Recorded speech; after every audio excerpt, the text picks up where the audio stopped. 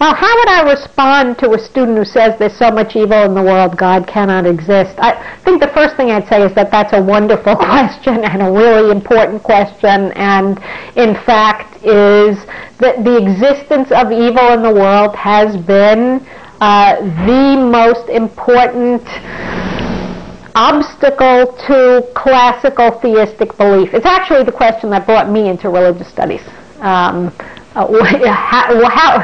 Why is there evil in the world? And of course, one way of approaching that question, one way of beginning to approach it, is to explore some of the many answers to that question that have been given over time. I mean, it's fascinating how every year there are new books on the problem of evil coming out. So you know, given that people have been addressing the question for over 2,000 years, that nobody has come up with a totally satisfactory answer. But I think for me, the problem of evil is a starting point for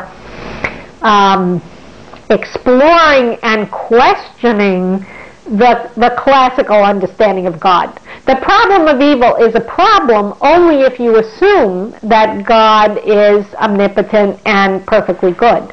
As soon as you jettison either of those premises, you don't have a problem of evil anymore. I think that really this question is a starting point for asking, well, is evil a problem in all religious traditions? It's not. It's a problem in different ways in different traditions. I think that certainly the problem of evil is a problem within Judaism. There's a tremendous amount of work on it. And at the same time, there's more willingness within a Jewish context to accept evil as created by God and as part of God. There's a whole tradition in Judaism beginning with Abraham of questioning God.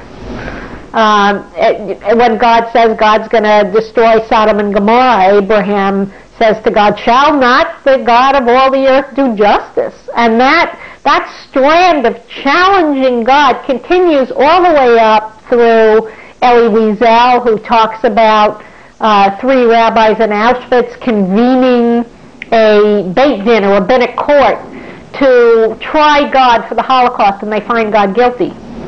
So that's a very respectable theme within Judaism. It doesn't solve the problem of evil, but it articulates it in a completely different way. It offers a strand of questioning and rebellion as a legitimate response.